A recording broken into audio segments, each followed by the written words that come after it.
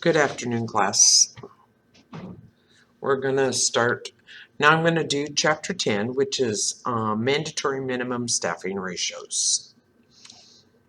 So according to, there are a few states that do have mandatory minimum staffing ratios. And, one of the primary drivers in dictating the changes in the registered nurse skill mix in hospitals is related to economics. So, it requires the number of RNs in the staffing mix has a direct effect on quality care and, in particular, patient outcomes. So the U.S. federal government has established minimum standards for licensed nursing in certified nursing homes, but not in acute care hospitals. So many of the states in the United States, with the backing of some nursing organizations, have moved towards imposing mandatory licensing staffing requirements. And as of 2015, 14 states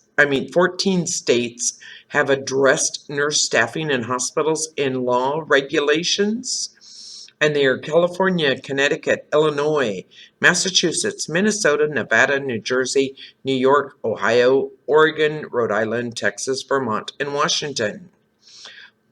I'm not going to question you on all 14 of those states. Some states have already passed laws specific to intensive care units that require like a 1-on-1 or 1-to-2 nurse-patient ratio, depending on the stability of the patient. And the state of Minnesota now requires the chief nursing officer or designee to develop a core staffing plan with inputs from others. So there are 7 states, which are Connecticut, Illinois, Nevada, Ohio, Oregon, Texas, and Washington, that now require hospitals to have staffing committees responsible for plans and staffing policies. So on page 142 of your book, they have Linda Aiken has done numerous different studies regarding research of the difference in having an input on staffing ratios of, the nurse staffing on patient outcomes and the difference it's made. So many of the studies that have been done note a link between the increased representation of RNs in the staffing mix and improved patient outcome. The second study that she did, which is often cited as a seminal work in support of establishing minimum staffing ratio legislation at the federal or state level, was also completed by Aiken, and they discovered with that study, in hospitals with higher patient-to-nurse ratio, surgical patients had a greater likelihood of dying within 30 days of admission. And in addition, they experienced increased odds of failure to rescue, which is mortality following complications. So, what they're saying is, hospitals that have that higher patient-to-nurse ratio, that surgical patients had a greater likelihood of dying within 30 days of admission. So our mandatory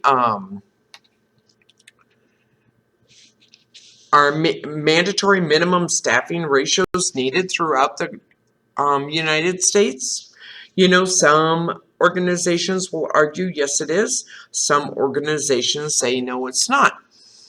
But there is, according to Aiken, a direct link between nurse-to-patient ratios and mortality from preventable complications.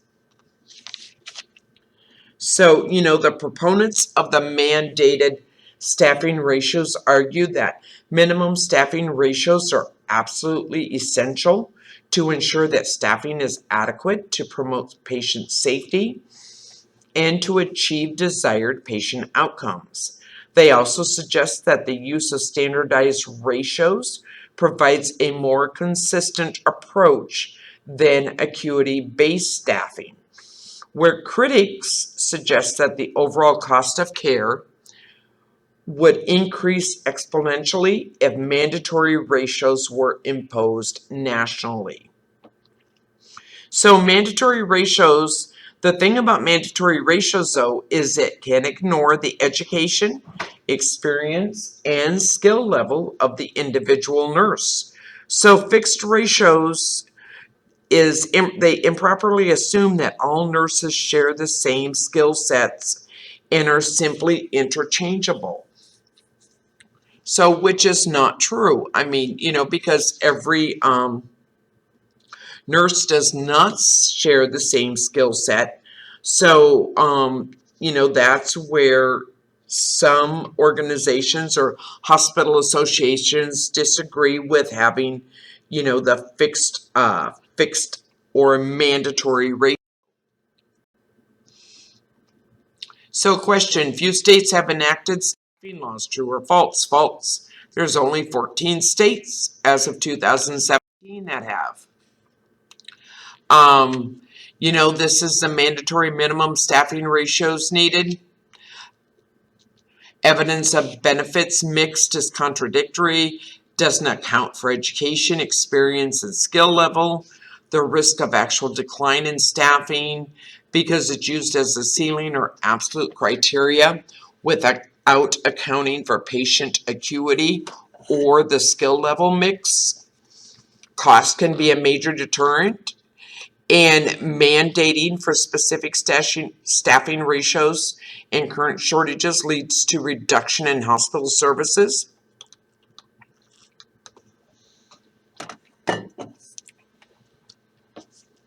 So, it just depends on where you work and, what they believe works best.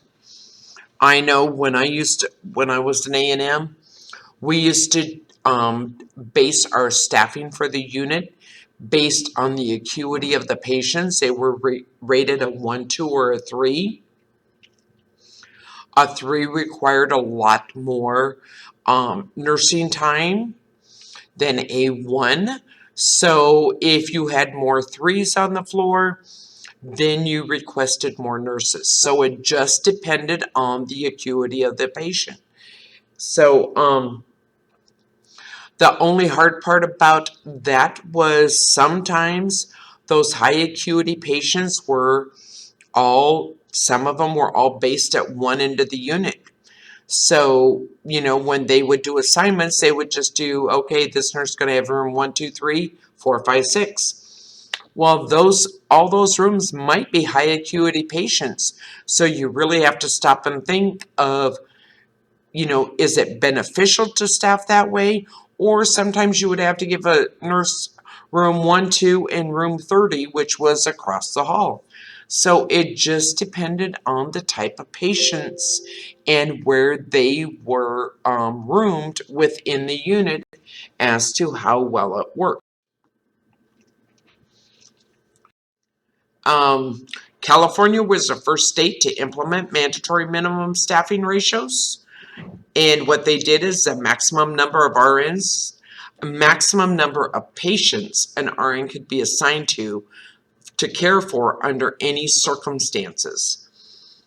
And on page 147 of your book, like it says here, like labor and delivery, minimum RN patient ratio required in California in 2004 was 1 to 2. And the minimum RN patient ratio recommended by NNU in 2018 was still 1 to 2. So if you look through this table, it'll give you the minimum RN to patient ratio. So the first thing, though, the problem was when they started this, is they said their recommendation was 1 nurse to every 6 patients in med-surg units. Well, the problem with when the delay in the implementation was because there was problems with interpreting the meaning and the intent of the language related to licensed nurses, issues related to cutting non-licensed staff, questions if adequate number of RNs were available to meet the ratios. They had the emergency regulation in 2004 and it was overturned in 2005. So, a lot of hospitals on page 148, a lot of rural hospitals struggled to implement the ratios. So many smaller hospitals, however, had existing budget deficits and had to seek waivers from the CDHS because of their difficulty in meeting ratios.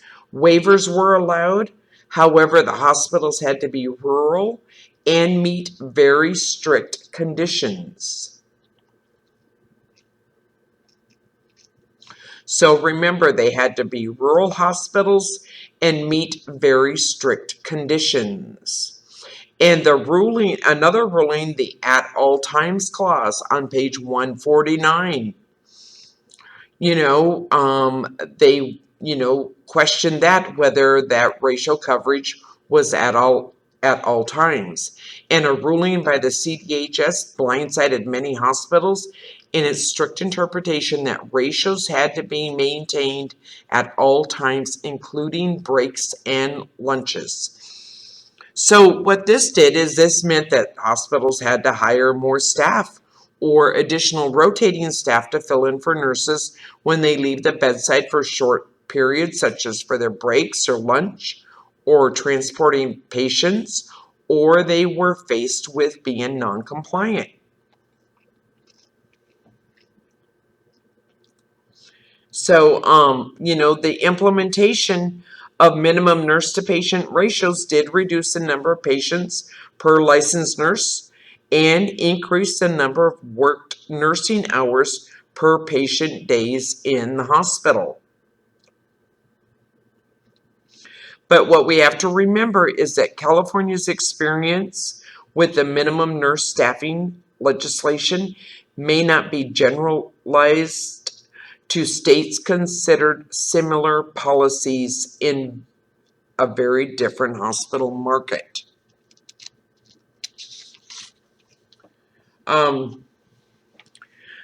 Other alternatives to mandatory minimum staffing ratios. According to the Joint Commission, which is one of the most powerful accrediting bodies for hospitals in the United States, they've been reluctant to endorse national mandated minimum staffing ratios, suggesting that this would not be flexible enough to encompass the diversity represented in hospitals across the United States. The AONE does not support fixed nurse-patient ratios, arguing that evidence does not exist to support legislated ratios. However, the AONE does advocate for an evidence-based workload system that takes into account the many variables that exist to ensure safe staffing.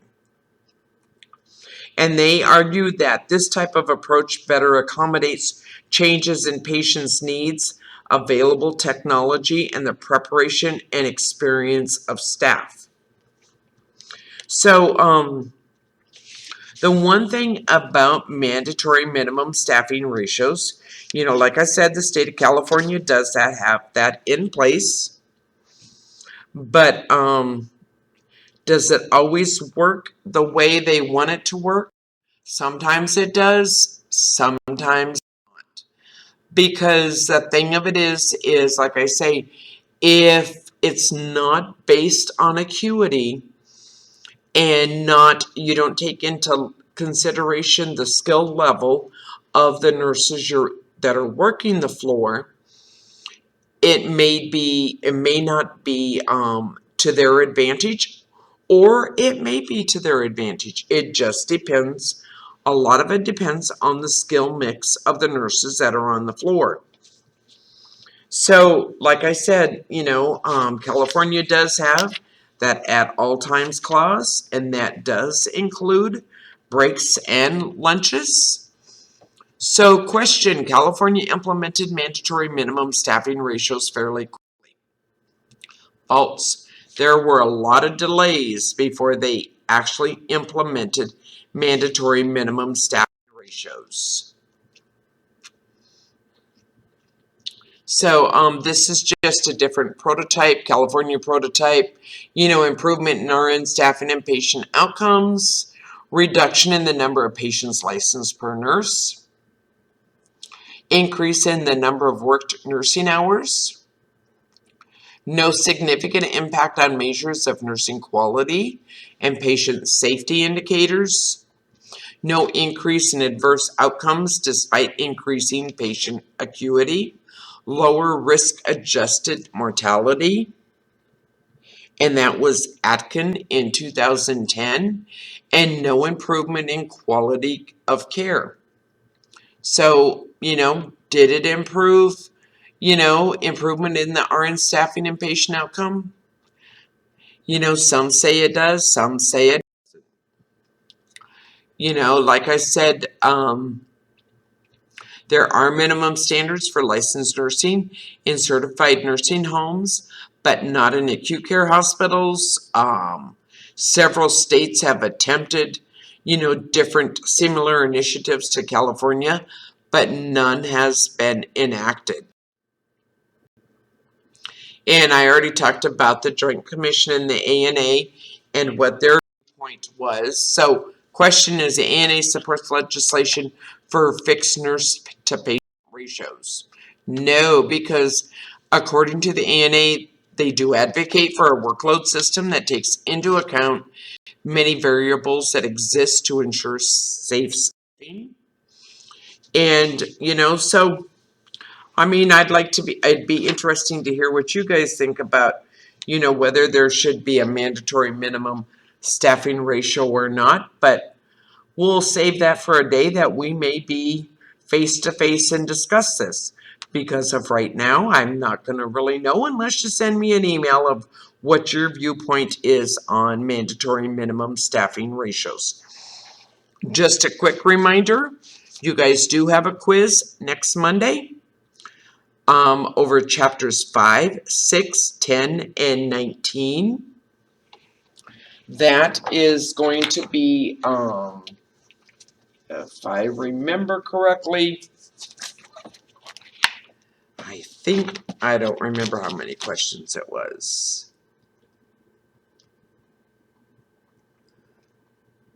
It's probably 25 to 30 questions if I'm not mistaken.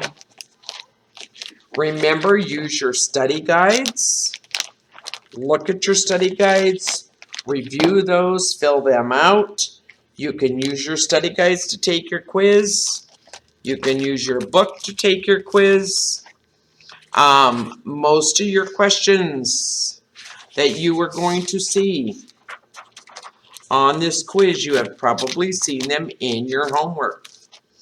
So like I said, use your study guide for chapters 5, 6, 10, and 19. One of the questions on there is, just think about chapter 6, reasons why nurses leave nursing. What is, one of the major factors that affect the current nursing shortage? Know the difference between an agency float nurse and a free agent. Know whether the average age of the nurse is increasing or decreasing. For chapter 10, the benchmark research completed by AONE and her colleagues. That one was that is on page 142. That hospitals with higher patient to nurse ratios, the surgical patients had a greater likelihood of dying within 30 days of admission. And they also experience increased odds of failure to rescue or mortality following complications. Staffing ratios. What is the staffing ratio for an L&D department in California? Which hospitals were given waivers to the mandatory staffing ratio in California? Also, Chapter 5. What are the ways to promote evidence-based practice? And where does those questions begin? Remember, they begin at the bedside. Know the universities that are leaders in evidence-based practice. Why do they do randomized controlled trials? And then also on Chapter 19, know what the point of care testing is. It's done at the bedside. It saves on having to do the manual documentation. And know the primary purpose for medication errors. Remember, staff, they love to develop workarounds, make things quicker. They think it makes it quicker. But really bad things can happen if you try to develop those workarounds. And, think about, when they're implementing new equipment. Anything, you think about that. Anything when they're implementing it, the biggest thing that is associated with implementing new equipment to any hospital organization or any type of organization, it doesn't even have to be a hospital, is that cost. Always think, they always look at that bottom dollar.